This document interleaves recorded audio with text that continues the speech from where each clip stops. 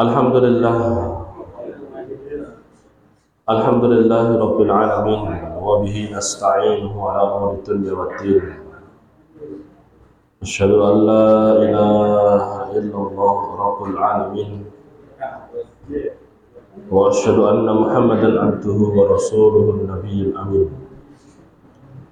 Allahumma shalli wa sallim wa barik ala khatimin nabiyyin wal mursalin Muhammad bin Abdullah wa ala alihi wa sahbihi wa man tabi'ahum bi ihsanin ila yaumiddin, amma ba'd.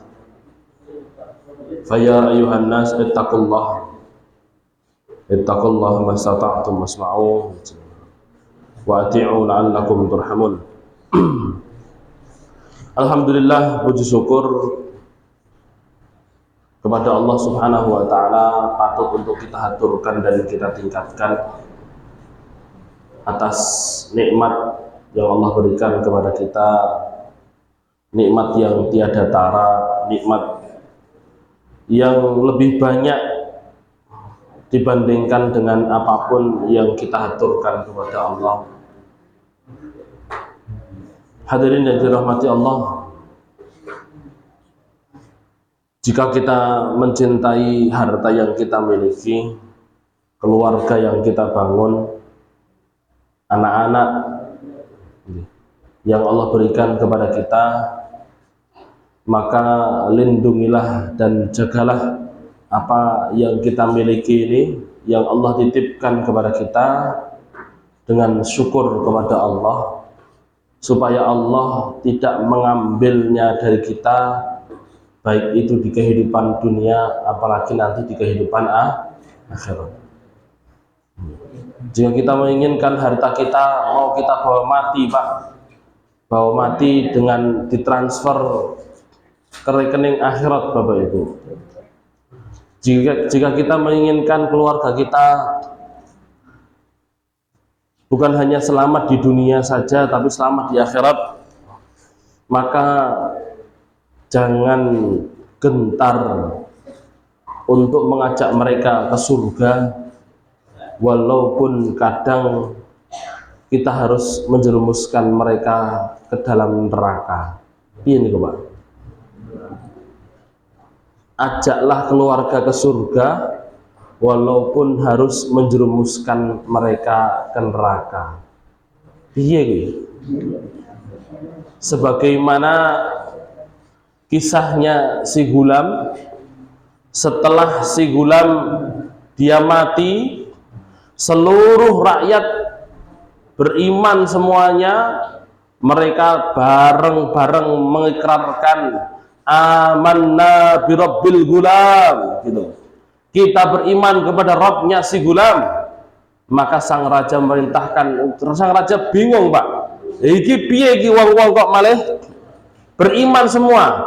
Akhirnya sang raja, Pak, keimanan yang dilihat oleh sang raja di depan matanya, begitu banyak orang tergerak hatinya, Bapak Ibu, untuk mengagungkan Allah, untuk mengimani Allah, tidak membuat hatinya sang raja, mata hatinya sang raja terbuka memandang hidayah, Pak. Tapi justru membuatnya semakin kalut, Bapak Ibu, semakin bingung, semakin murka, semakin marah. Dia perintahkan, Pak, dia perintahkan pengawalnya untuk bangun parit. Semua orang tidak boleh pulang, kata sang raja. Tidak boleh pulang, yang pulang dibunuh. Terus bangun parit. Kebetulan Bapak Ibu, di dekat situ, di dekat napa niku, di dekat lapangan niku enten kalenan, Pak. Ada kalenan. Iki kalenane diombok nih. Ndak cukup sampai di situ, Pak. Terus kemudian raja menyuruh bakar ini. Bakar paritnya, kasih bahan bakar, kasih napa niku, kayu, terus dibakar. Siapapun yang mau pulang diuji di sini. Kalau dia mau kembali murtad dari Islam, silahkan pulang. tapi kalau tidak mau murtad dari Islam, bakar di sini. Itulah hadirin yang dirahmati Allah. Nanti ada seorang ibu, dia gendong anaknya, masih menyusui di gendongannya. Terus si ibu niki ragu mau masuk atau tidak. Lek masuk kok misalnya anakku sing gak salah apa-apa. Tapi kalau ndak masuk, ini nanti percuma saya hidup kalau rajanya zalim kayak gini ini. Wong saya beriman kepada Allah, akhirnya Allah buat si bayi itu berbicara. Bu, mboten usah gentar, kata si bayi. Bu, ndak usah gentar. Masuk aja ke parit itu, masuk aja ke nerakanya si raja. Allah Subhanahu wa taala menjanjikan surga di sana. Itu loh Pak yang saya maksud. Kadang hadirin dirahmati Allah, memang surga niku dalane mboten enten sing lurus, mboten enten sing alus Pak nggih. Nggih napa mboten? Surga niku nggih dalane nggih grenjel Bapak Ibu. Naik terjal, penuh dengan tikungan, penuh dengan rintangan, tidak ada yang mulus begitu saja mboten wonten Pak. Lek dipandang wonten surga mek ning ngarepan, tapi ternyata kita harus melalui banyak jalan, dan itulah yang disebut dengan nerakanya dunia Bapak Ibu. Ad-dunya, kata Rasulullah SAW, sijnul mukmin, penjara bagi orang yang beriman. Kenapa dikatakan penjara bagi orang yang beriman? Banyak larangan-larangan yang Allah tetapkan untuk hamba-hambanya yang beriman. Mboten angsal mendem, mboten angsal maling, mboten angsal apa boleh Pak? Medok, mboten angsal judi, mboten angsal ini itu dan lain sebagainya. Ndak oleh memek penasaran mosok nggih. Ini ketika melihat di TikTok ngoten apa melihat di sosial media ada babi guling. Ada babi guling. Kok jarene kriuk-kriuk enak ngono. Lah Pak Yopi iki ya cerita enak ngono. Biyen aku tahu. Nanti Pak Yopi nggih. Enak ngono. Lah akhirnya Pak Agus yo malah penasaran. Ini hadirin di dunia banyak sekali larangan-larangan Allah. Ini gak oleh, ngono gak oleh, harus begini, harus begitu. Ibu-ibu napa niku harus diatur oleh syariat sedemikian rupa.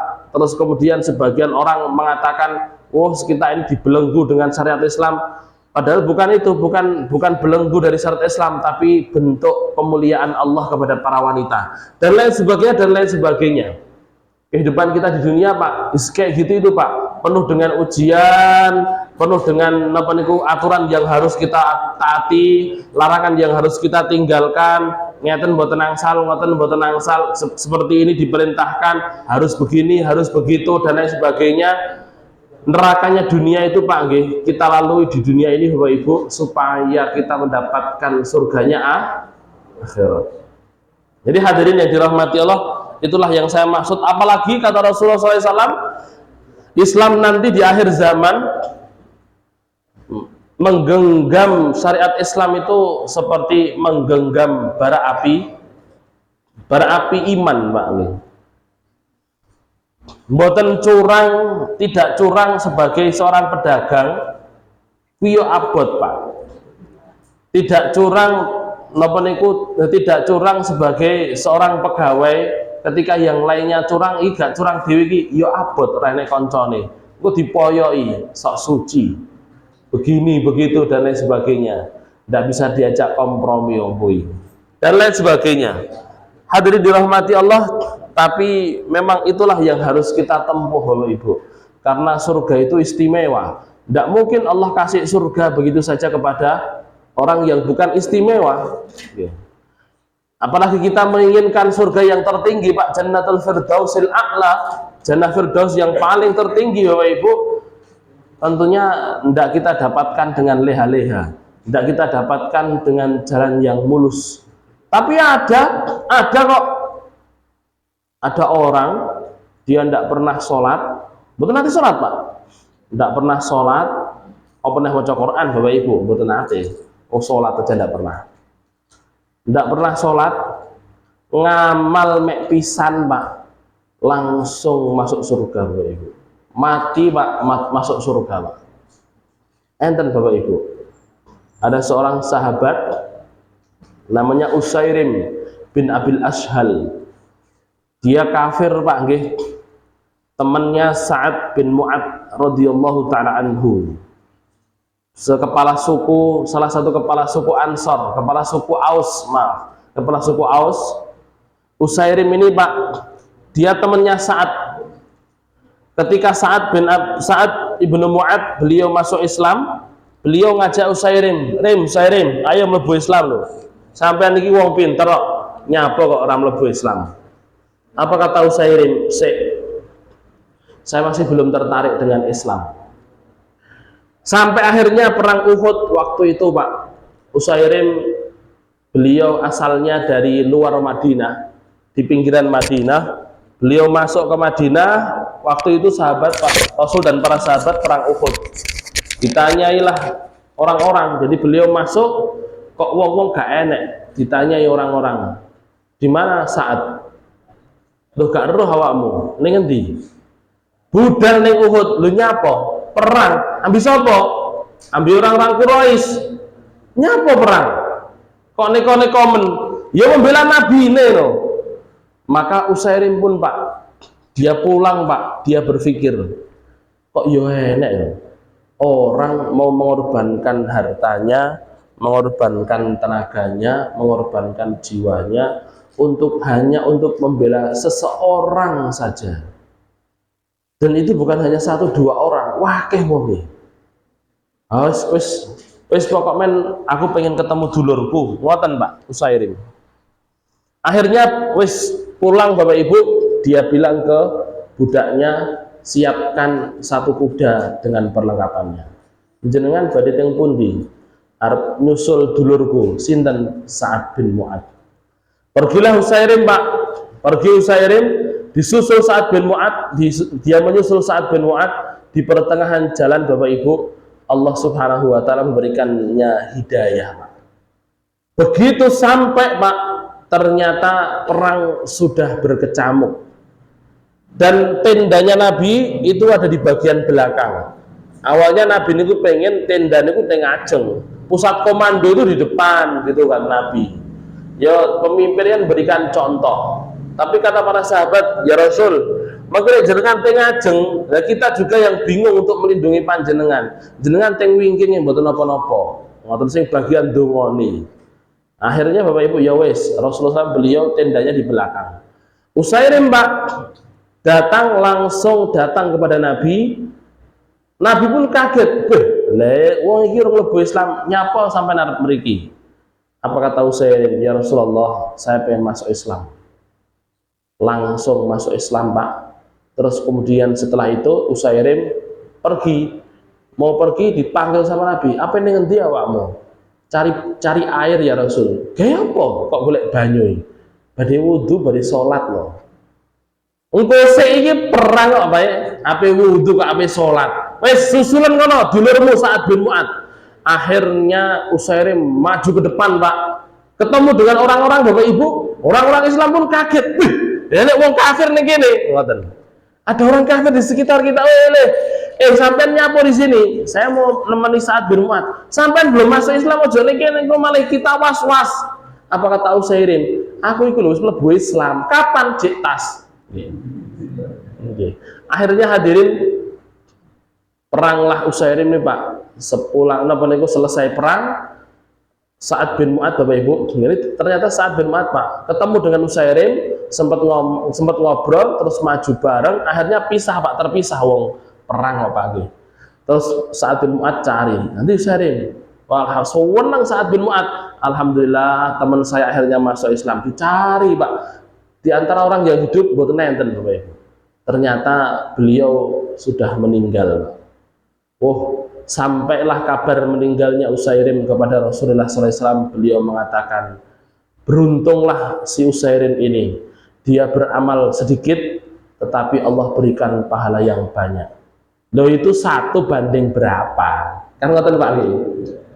Ya mosok nggih ngoten niku, pengene sing ngoten niku kan nggih mboten, Pak. Apalagi panjenengan sudah masuk Islam, napa meneh sing panjenengan yang sejak lahir niku pun muslim, maka perlu untuk napa niku meningkatkan kualitas iman, perlu untuk melalui nerakanya dunia supaya kita terbebaskan dari nerakanya akhirat. Perlu untuk Bapak Ibu dengan bangga mengikrarkan innani minal muslimin, saya ini bagian dari kaum muslimin yang lainnya. Walaupun mungkin hadirin dirahmati Allah diolok-olok oleh orang sekitarnya, yang mengolok-oloknya mungkin orang Islam. Bahkan ada Pak nggih, enten loh Bapak Ibu, tiang galek Pak, cerita saya itu pernah dicegat mau ke masjid, dicegat balik masjid Al-Askar itu Pak. Ngetos nggih Masjid Al-Askar? Mau ke Masjid Al-Askar, saya dicegat saya. Sing nyegati wong Islam. Dikira polisi, padahal bukan polisi juga. Awalnya dia mengira polisi, ternyata bukan. Ditanyai begini, "Si Mas, pada sih, sampean nyapo di masjid?" "Ya sholat kok nyapo gitu." "Kok tak lihat gitu, seru gemen awak ning masjid iki." "Oh butuh kok." Kayak gitu itu Bapak Ibu. Ya enten sing nyegat, ada yang berusaha, "Gak usah ning masjid lho." Ngoten ya Pak. Masya Allah. Nah, ini hadirin dirahmati Allah. Mungkin Bapak Ibu yang dirahmati Allah, ngajinya panjenengan kadang enten sing susah ngocah ngaji ya. Ngaji ki ora bendino ngaji blenger awakmu. Rasah bendino ngaji. Tapi awalnya begitu Pak, ora usah bendino ngaji ndak blenger. Lama-lama Bapak Ibu ngaji seminggu mek sepindah. Seminggu sepindah ngoten niku, yo ada waktulah untuk keluarga. Istri bilang begitu. Akhirnya 2 minggu sekali ngaji Ibu. Leh kapan pinter ya kan ngoten Pak. Lawang kita mau dapat jabatan aja, kita mau dapat pekerjaan nih, leh napa niku leh sinau mau wempeng pirang-pirang tahun kok. Setiap hari masuk ndak boleh bolos kok. Kita mboten. Bolos ngoten bisa berpengaruh ke nilai, ora sida lulus. Engko lek luluse napa niku nilainya jelek, akhirnya wis engko piye gaweanku. Kita khawatir kayak gitu Pak. Lah ini urusan ngaji Bapak Ibu. Rakenapun kita pas kita longgar kita ngaji tidak setiap hari. Kalaupun setiap hari ini dari maghrib sampai isya mawon lho. Ini hadirin dirahmati Allah, bentuk kesungguhan kita Pak nggih, yang memang harus kita upayakan kalau kita memang benar-benar surga, benar-benar pengen surga, benar-benar pengen surga Firdaus yang paling tinggi, maka harus kita upayakan termasuk dengan cara mengaji ini. Nah, semoga panjenengan yang hadir di sini kita semuanya dimasukkan ke surga Firdaus. Amin ya rabbal alamin. Nggih. Ini hadirin dirahmati Allah. Jadi begitulah Pak nggih. Jaga keluarga kita dari api neraka. Terus pastikan mereka senantiasa beriman kepada Allah Subhanahu wa taala walaupun harus dipaksa. Sampai ada Pak, Rasulullah SAW beliau mengatakan Allah itu sampai terheran-heran dengan orang yang masuk surga dengan dalam kondisi dibondo, dirantai Pak. Jadi ada orang nanti Pak masuk surga itu dirantai Bapak Ibu. Nggak mau dia masuk surga Pak, akhirnya dirantai, digeret, ayo mlebu surga. Ada orang-orang kayak gitu itu Pak. Nah, cuman Rasulullah beliau tidak menafsirkan gitu, tidak menafsirkan. Terus tafsir dari para ulama nopo, yaitu mereka-mereka yang dipaksa untuk menjadi baik, yang dipaksa untuk bisa masuk surga, sholat dipaksa, ngaji dipaksa, infak sedekah dipaksa, melakukan kebaikan dipaksa. Itulah mereka-mereka yang sejatinya Bapak Ibu dalam tanda kutip mereka masuk surga seakan-akan dalam kondisi di bondon nih kok di borgol, ayo masuk surga, wonten dadi wong apik gitu loh. Terus kemudian kita juga bisa mengambil pelajaran di sini hadirin dirahmati Allah, bahwasanya kalau Allah sudah berkehendak tidak ada yang tidak mungkin. Sang raja menginginkan pokoknya tidak semuanya harus lewati api ini. Kalau mereka tidak mau beriman, mereka tidak mau murtad beriman kepada sang raja, cemplung nih. Ternyata sing nyemplung nih Pak, itu lebih banyak dibandingkan yang tidak nyemplung Pak. Dan Allah kasih kuasa terhadap si ibu ini ketika dia ragu, aku melok nyemplung ora yo. Mungkin secara fikih Pak, secara fikih si ibu ini etok kafir se ben anake slamet, mboten napa-napa. Kan ngoten Pak nggih. Dalam syariat kita etok ngoten niku nggih angsal-angsal mawon. Boleh. Namanya sebenarnya Pak nggih, ini sebenarnya bahasanya orang Islam Ahlus Sunnah, tapi identik napa niku tapi dicolong oleh orang Syiah Pak. Namanya taqiyah. Lah taqiyah ini oleh orang Syiah dijadikan sebagai bagian daripada akidah dan diselewengkan oleh mereka. Taqiyah itu berasal dari firman Allah, illa an tattaqu minhum tuqat, kecuali jika kalian mengkhawatirkan satu kekhawatiran dalam keimanan kalian. Itulah yang kemudian dikatakan oleh para ulama taqiyah. Yang dimaksud taqiyah itu kalau keimanan kita, kalau nyawa kita terancam, kita diperbolehkan untuk mengucapkan kalimatul kufri, kalimat kekufuran yang menunjukkan orang ini kafir, tapi hati tetap beriman. Asalnya begitu itu Pak, tapi oleh orang-orang Syiah ini dipakai dalam segala hal. Mereka tutupi kebejatan mereka menghujat napa niku Ibunda Aisyah, mereka menghujat, mereka mengatakan cinta Ahlul Bait, tapi Ahlul Bait yang membunuh mereka. Al-Husain bin Ali radhiyallahu taala anhuma itu yang membunuh ya mereka. Orang-orang Iran, orang-orang daerah Syam, daerah Kufah yang sekarang itu napa niku masuk negara Iran dan juga sebagian dari Irak. Mereka yang mayoritas orang-orang Syiah dari dulu Pak sampai sekarang, mereka mengatakan cinta Ahlul Bait. Mereka napa niku sampai mengadakan napa niku ritual mengenang peristiwa Karbala. Tapi hadirin dirahmati Allah, mereka gunakan itu untuk menyakiti diri mereka sendiri. Mereka mengkhianati Ahlul Bait, mereka mencaci Bunda Aisyah, dikatakan pelacur dan lain sebagainya. Tapi begitu mereka disorot oleh kamera Pak, di depan orang banyak, mereka tidak akan mengatakan Ibunda Aisyah pelacur, mereka akan menyanjungnya. Tetapi hadirin dirahmati Allah, kalau sudah di belakang, mereka akan hujat Ibunda Aisyah. Nggih.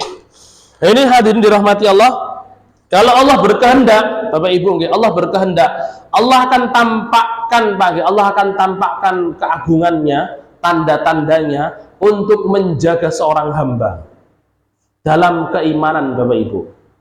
Sebagaimana Umar bin Khattab radhiyallahu taala anhu, Amirul Mukminin kita, beliau berangkat, beliau keluar dari rumah, sejak dari rumah ini kan pun gedem-gedem Pak. Sing jenenge Muhammad iki jane wong sing endi to? Tak patenani. Kan ngoten Pak. Di rumah wis getem-getem Bapak Ibu, dia asah pedangnya diungkal Pak. Terus kemudian dia keluar, pedangnya niku mboten disarung nih Pak, diseret gini Pak. Orang-orang Arab Bapak Ibu dulu itu mereka bawa pedang disarungkan gitu biasa. Dalam riwayat nanti pedangnya disarungkan begini, dipegang gini Pak, dipegang dengan sarungnya begini. Obah-obah ngeten. Dalam riwayat lain Pak, pedangnya dari rumah itu pun diseret Bapak Ibu. Orang-orang takjub iki nyapa ki Umar, arep geger habis sapa iki? Ngoten. Akhirnya ada seorang wanita memberanikan diri tanya. Orang-orang wedi Pak kali Umar niku jagoan napa niku jagoan MMA teng kura iso nggih di Mekah jagone MMA juara 1 Umar bin Khattab. Saingannya kan Khalid bin Walid radhiyallahu taala anhu. Niki mesti dua orang ini duel napa niku juara bertahan dua orang ini Pak. Tapi yang paling sering menang Umar bin Khattab. Gede dhuwur numpak jaran niku Pak nggih, numpak jaran sikile nglembreh lho. Saking gedine Umar Pak. Khalid pun juga sama. Naik jaran niku sikile nglembreh Pak. Ini hadirin nyeret pedangnya Pak. Terus seorang wanita pun sepuh dia tanya, "Mar, apa ini ngendi ya Pakmu?" "Iki lho." Saya mau bunuh orang yang sudah memecah belah Quraisy. Orang-orang Quraisy jadi terpisah dari keluarganya, bermusuhan dengan keluarganya. Iki biang kira iki, sapa lho? Ya Muhammad iku. Akhirnya hadirin si wanita ini mendel Pak. Rasul kaget Pak, beliau sudah masuk Islam. Kaget Bapak Ibu, ternyata Rasul mau dibunuh. Umar langsung berlalu Pak, dikejar oleh wanita ini. Mar, sik. Sampean nyapa ngurusi wong liya iki. Gitu. Sampean nyapa ngurusi wong liya. Deloken keluargamu dhewe iku lho. Lho, ngapain keluarga saya? Kalau adikmu lho teko ana. Lho ngapain keluarga saya? Adik saya ngapain? Ada isyarat Pak, adiknya masuk Islam dulu, tapi tidak diomongkan langsung. Teko dhewe. Mosok sampean ngeteng-ngeteng pedang ini mau membunuh Muhammad orang lain, sedangkan adikmu dhewe ya salah ngono kuwi. Akhirnya Umar Pak malih gewetem Bapak Ibu, terus kemudian diambil pedangnya, disarung nih malih Pak. Dia datang ke rumah adiknya. Gitu Pak. Terus kemudian digedor pintunya, di situ adiknya dengan iparnya dengan sahabat Al-Khabbab bin Arad, Khubayb bin Adi, ini sedang mempelajari Al-Quran. Yang dibaca saat itu surat Toha. Toha Maryam itu yang dipelajari Pak. Terus kemudian hadirin, dia gedor pintu. Fatimah, namanya kan Fatimah Pak, Fatimah bintil Khattab radhiyallahu ta'ala anha. Buka pintunya. Kaget Pak, dilihat, suaranya Umar ini, suaranya menggelegar gini wong tidur. Delek Khubayb bin Adi langsung delek teng sarmeja Pak. Ustaz ini langsung delek teng sarmeja. Sing napa niku yang ngajari kan Khubayb bin Adi. Sampai delek ning sarmeja ini gak apa. Delek teng sarmeja Pak. Terus kemudian Fatimah dengan suaminya membuka pintu. Ada apa? Enten apa? Langsung Umar begitu dibukakan pintunya Pak, ditabok adik Bapak Ibu. Awalnya Pak sing ditabok niku iparnya dulu. Iparnya ditabok Pak, langsung terkapar teng tanah Pak. Sak tamplean, kados Nabi Musa ini. Makanya Rasulullah SAW beliau mengatakan kalau ada napa niku Umar bin Khattab, kata Rasul, Umar bin Khattab itu seperti Musa gitu. Peranginya seperti Musa. Jadi Pak, langsung ditabuk adiknya, terkapar langsung geblak Pak. Terus kemudian Fatimah, istrinya si suami tadi tidak terima, saudaranya Umar. Loh sampean kenapa kok mukul suami saya? Genti ditabuk Pak. Ditabuk Bapak Ibu, terkapar juga, berdarah mulutnya Pak. Maka Fatimah sudah tidak punya takut lagi. Kang masih dewi arti pateni tidak apa-apa.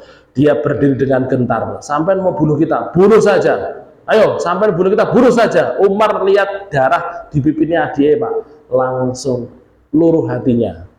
Terus kemudian iki lho, lambemu geten. Sing mari geten ya awakmu ngoten Pak. Malih luwih galak adiknya. Nggih. Akhirnya hadirin, Umar duduk, terus kemudian saya tadi dengar sampean mau copo di langsung hadirin dirahmati, kebetulan ditaruh di dekat situ oleh Fatimah, diambil Pak suhuf ini, lembaran-lembaran yang berisikan surat Toha, dimasukkan ke di balik kerudungnya Pak. Gak oleh gitu kata adiknya. Aku nyileh loh, ndak boleh orang najis seperti sampean ini gak oleh demok ini gitu Pak. Malah sing galak adik kan nih Pak. Terus kalau saya mau baca piye? Sampean mau baca, sampean masuk kamar mandi dulu, terus kemudian raup pose, cuci tangan, cuci kaki, gitu Pak. Akhirnya Umar nih Pak, yang tadi sangar ngoten niku Pak, diseneni adik iki yo manut Pak. Utuk masuk ke kamar mandi. Sudah masuk kamar mandi, wes saya sudah masuk Pak, sudah bersihkan tangan, bersihkan muka, bersihkan kaki, saya mau pinjem. Akhirnya dipinjamkan Pak. Dibaca oleh Umar, Toha ma anzalna alaikal qur'ana litashqa, sampai beberapa ayat Bapak Ibu. Terus kemudian Umar baru mengatakan begini, apakah ini yang menyebabkan orang Quraisy memusuhi Muhammad? Ini ucapan tidak ada yang mengucapkan kecuali yang menciptakan langit dan bumi, gitu Pak. Langsung Pak, ternyata Bapak Ibu dirahmati Allah, kadang hidayah itu terhalang dari seseorang karena dia tidak tahu. Niku Pak, kalau karena dia tidak tahu Bapak Ibu, niki masih mending Pak. Ada orang yang dihalangi dari hidayah, dia sudah tahu yang menghalanginya itu adalah kesombongan. Iki sing wangel Pak. Ini yang sulit Bapak Ibu. Yang menghalangi hidayah dari Abu Lahab, menghalangi hidayah dari Amr bin Hisham atau Abu Jahal, menghalangi hidayah dari para pemuka-pemuka Quraisy, itu karena kesombongan mereka Pak. Tidak terima, masuk nabinya dari Bani Hashim, kudune nabinya itu dari Bani saya. Yang satunya lagi, wah bisnis saya itu bisnis jual beli patung kok. Terus engkau lek mlebu Islam, patungku sapa sing tuku? Kan ngoten. Terus aku dodolan nopo? Saya hidup dari mana? Ini hadirin dirahmati Allah, Bapak Ibu yang dirahmati lagi. Berbahaya kalau kesombongan yang membuat kita menolak kebenaran Pak, bukan kebodohan. Kalau kebodohan masih mending Pak. Umar yang sebelumnya kayak gitu itu Pak, dia keluar rumah mau bunuh baginda Nabi Sallallahu Alaihi Wasallam, tetapi dia kembali ke rumah Pak. Belum kembali ke rumah Pak. Setelah itu Umar mengatakan, Ubeb kan sembunyi di bawah meja. Aku roh awakmu metu. Akhirnya keluarlah Umar. Keluarlah Ubeb bin Adi, terus kemudian Ubeb mengatakan, beruntung sampean wahai Umar. Saya dengar baginda Nabi beliau berdoa, ya Allah, kuatkanlah Islam dengan satu di antara dua Umar. Umar bin Khattab atau Amr bin Hisham. Amr bin Hisham itu Abu Jahal. Ternyata Allah menginginkan wahai Umar. Apakah Rasulullah mengatakan seperti itu? Iya Umar, aku krungu dhewe. Ya wis terne aku. Diterne Bapak Ibu ke rumahnya Al-Arqam bin Abil Arqam Pak. Ini Pak, ke rumahnya Al-Arqam bin Abil Arqam Bapak Ibu. Umar beliau mengatakan, wis aku tak budal dhisik. Sampean ajaran adikku. Awalnya mau diantar sama Ubeb. Akhirnya Pak, berangkat sendiri Umar Pak. Sampai ke rumahnya Al-Arqam bin Abil Arqam, digedok pintunya Pak. Banter Umar Pak. Dok ngoten niku dobrak mean. Nggih. Terus kemudian diinceng dari dalam Pak oleh sahabat Hamzah, paman baginda Nabi, sang singa peperangan yang dijuluki singa Allah Pak nggih. Asadullah. Dilihat Pak, Umar. Nah, Rasul tanya, "Sopo Hamzah? Sopo?" Umar ya Rasulullah. Pripun iki? Ini kita banyak orang ini ya Rasulullah. Hamzah ngoten Pak. Kan yang difikirkan beliau itu Umar pengen neko-neko wis dikeroyok bareng entek Umar ning kene. Kita kan banyak orang ini ya Rasulullah. Pun biarkan masuk aja. Apa kata Rasulullah? Wis tekno. Biarkan. Sampean nyingkir Hamzah, sampean yo nyingkir, ora usah menghalangi Umar masuk, biarkan dia masuk. Dia mau ketemu saya. Rupanya sudah dikasih tahu oleh malaikat Jibril, Pak. Begitu dibukakan pintu, Pak, Hamzah tetap beliau ya memang kasih pengamanan kepada Nabi, Pak nggih. Langsung dicandak terakhir Umar, Pak. Terus dibanting Bapak Ibu. Nah, ini dua orang ini jagoan semua, Pak. Terus lebih tua Hamzah, Pak. Dibanting Bapak Ibu, terus kemudian ditanyai, "Nyapa sampean ke sini?" Gitu, Pak. Apa kata Rasulullah? Hamzah, wis, lepasen. Gitu. Akhirnya dilepas, Pak. Datanglah Umar bin Khattab dengan tegas mengatakan, "Ya Rasulullah, saya ingin masuk Islam." Seluruh sahabat yang di rumahnya Al-Arqam itu semuanya bertakbir, Pak. Kemudian setelah masuk Islam, apa yang dilakukan Umar, Pak? Tidak langsung pulang, Pak. Dia pergi dari rumahnya Al-Arqam, datang ke rumahnya Abu Jahal, Bapak Ibu. Nah, ini Pak, ini bentene Umar kalih lintune. Dia datang ke rumahnya Abu Jahal, diketok pintunya. Dok. Amr bin Hisham. Dipanggil Amr bin Hisham. Keluarlah Abu Jahal, Bapak Ibu. Nyapa Umar? Gitu. Apa kata Umar? Saksikan saya masuk Islam. Asyhadu an la ilaha illallah wa asyhadu anna Muhammadar Rasulullah. Sampean wani apa? Gitu. Sampean ape nyapo? Apa kata Abu Jahal? Wong gendeng gitu. Ngoten, Pak. Orang gila ini.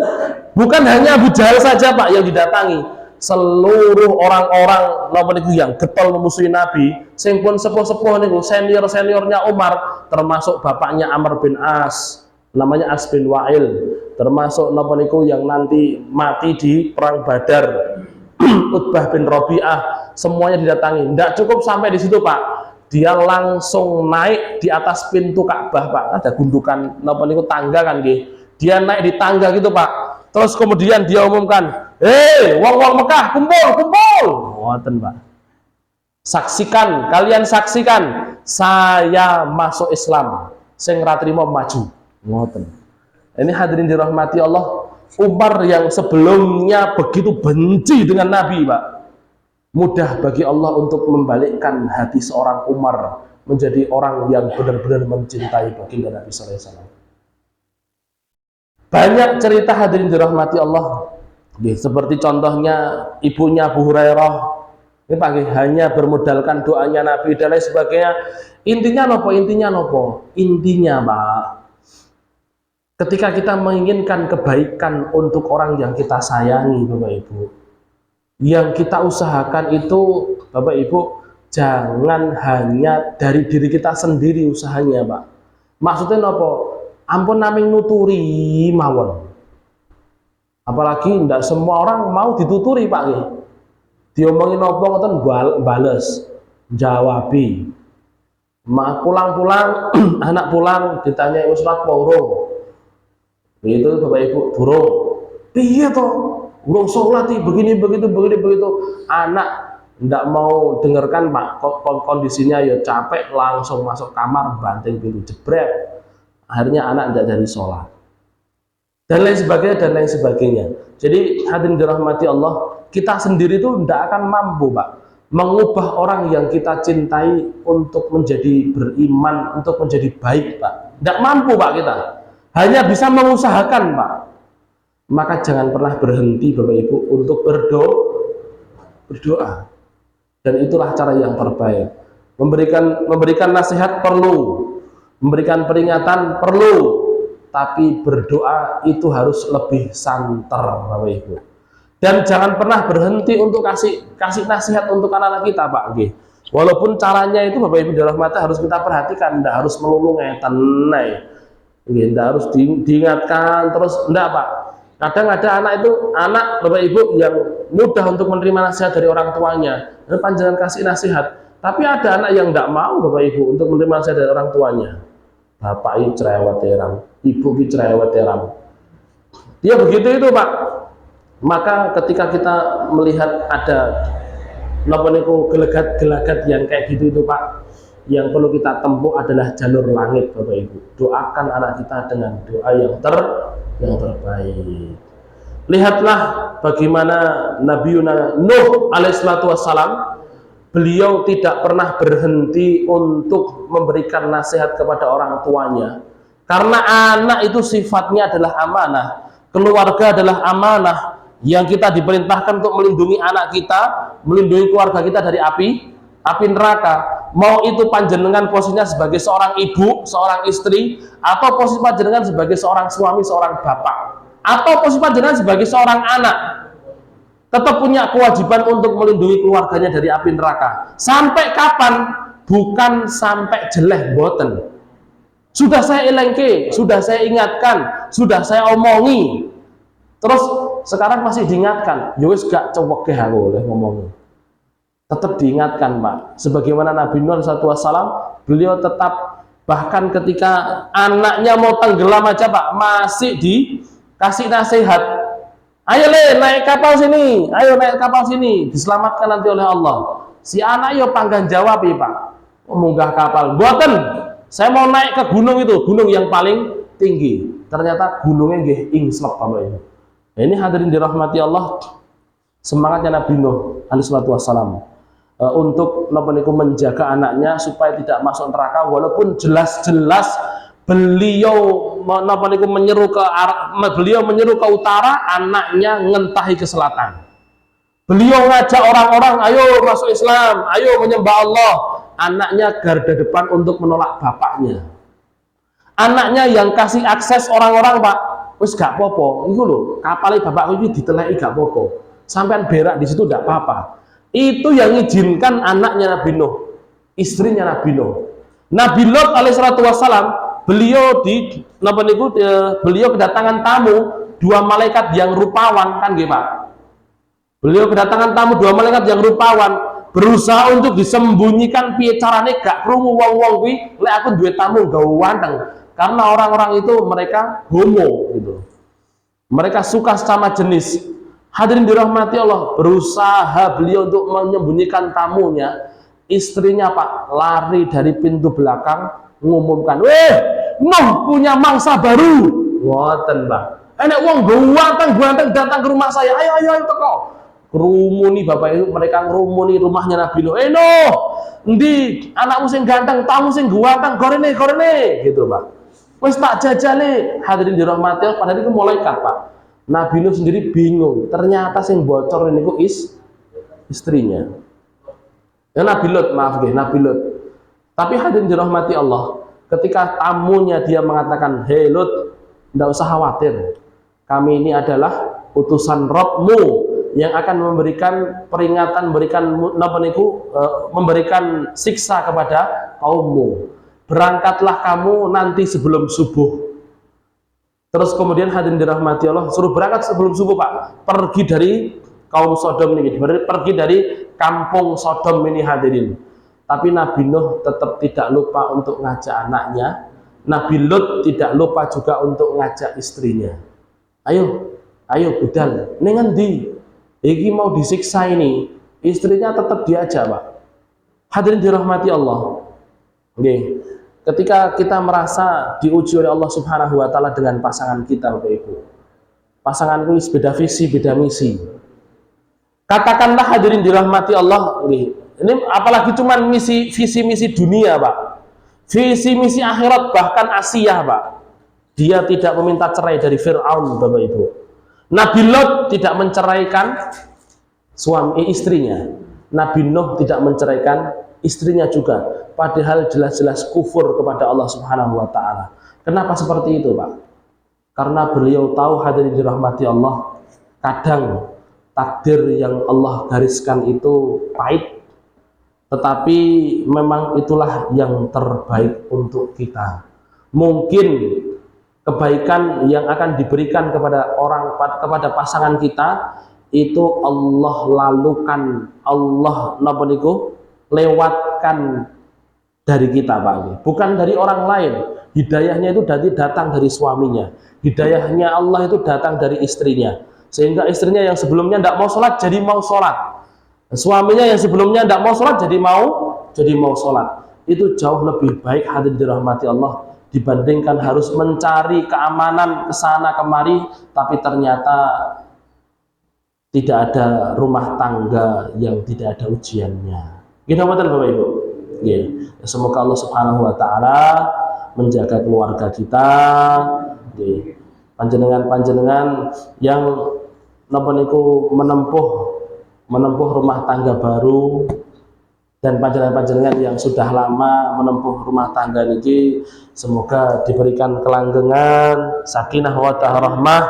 Terus panjenengan yang punya putra maupun putri yang mau menempuh rumah tangga, semoga diberikan kelancaran oleh Allah Subhanahu wa taala dan kelak dijadikan keluarganya keluarga yang sakinah, mawaddah warahmah, yang bisa berkumpul dalam kebaikan di dunia dan kebaikan di surga. Amin. Amin ya rabbal alamin. Ada yang mau ditanyakan?